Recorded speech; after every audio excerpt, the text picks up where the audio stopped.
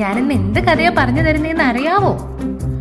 ഒരാമയുടെയും മുയലിന്റെയും കഥയാണ് ഇന്ന് ഞാൻ പറയാൻ പോകുന്നത്. നമുക്ക് കേട്ടാലോ?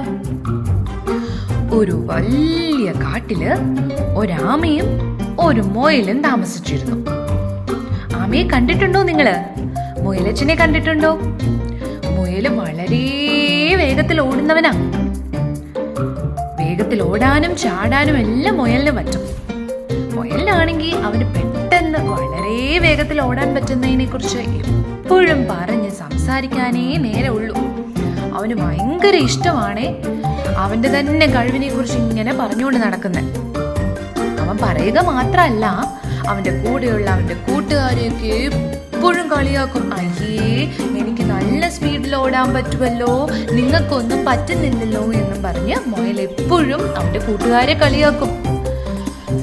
എന്നാൽ ആമയാകട്ടെ വളരെ പതുക്കെ ഓടുള്ളൂ. നടക്കുന്നത് പോലും വളരെ പതുക്കെയാണ്. അപ്പൊ ഈ മുയലച്ചൻ എപ്പോഴും ആമയെ കളിയാക്കുവേ.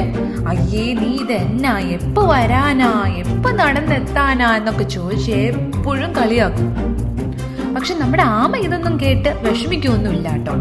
ആമയ്ക്ക് നല്ല ധൈര്യമാണ്, നല്ല മിടുക്കനാണ്, നല്ല ആത്മവിശ്വാസമുള്ളവനാണ്. ആമ മിടുക്കനായിരുന്നേ. മുയൽ എന്തോരം കളിയാക്കിയാലും ആമ വിഷമിക്കില്ലായിരുന്നു.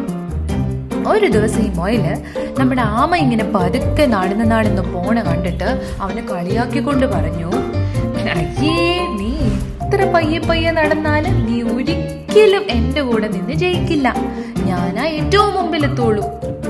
അപ്പൊ നമ്മുടെ ആമ അത് കേട്ടിട്ട് വിഷമിക്കൊന്നും ചെയ്യാതെ വളരെ പയ്യെ ചിരിച്ചോണ്ട് പറഞ്ഞു, ഞാൻ പക്ഷെ നിന്നോട് ശ്രമിക്കാൻ തയ്യാറാണ്, നമുക്ക് വേണമെങ്കിൽ ഒരു ഓട്ടമത്സരം നടത്തിയാലോ. അപ്പൊ ഇത് കേട്ട് മറ്റു മൃഗങ്ങളൊക്കെ വന്ന് ഇവരേത് വഴിക്കാണ് ഓടേണ്ടത്, ഏത് വഴിയിലൂടെയാണ് രണ്ടുപേരും ഓടേണ്ടതെന്നൊക്കെ തീരുമാനിച്ചു വെച്ചു. കുറച്ചു കഴിഞ്ഞപ്പോ നമ്മുടെ ഓട്ട മത്സരം ആരംഭിച്ചു. മുയല് വളരെ സന്തോഷത്തോടെ വേഗത്തിൽ മുന്നോട്ടിങ്ങനെ പാഞ്ഞു. മുയലിന് ഉറപ്പായിരുന്നു മുയല് ജയിക്കുമെന്ന്. പക്ഷെ ആമയ്ക്ക് പയ്യല്ലേ നടന്നു വരാൻ പറ്റുള്ളൂ. ആമ പയ്യെ ഇങ്ങനെ നടന്നു നീങ്ങി. കുറച്ച് ദൂരം ഓടിക്കഴിഞ്ഞപ്പോ നമ്മുടെ മുയലച്ചൻ എന്ത് ചെയ്ത് പുറകോട്ട് തിരിഞ്ഞു നോക്കി.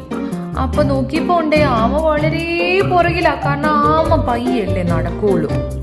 അപ്പൊ മുയല് മനസ്സിൽ വിചാരിച്ചു, അയ്യേ, ഈ മണ്ടൻ ആമയെ തോൽപ്പിക്കാൻ എനിക്ക് എന്ത് എളുപ്പമാണ്, അവൻ പയ്യല്ലേ നടന്നു വരുള്ളൂ, കുറച്ചു നേരമൊക്കെ ഉറങ്ങിയിട്ട് പയ്യെ എഴുന്നേറ്റ് ഓടിയാ മതി.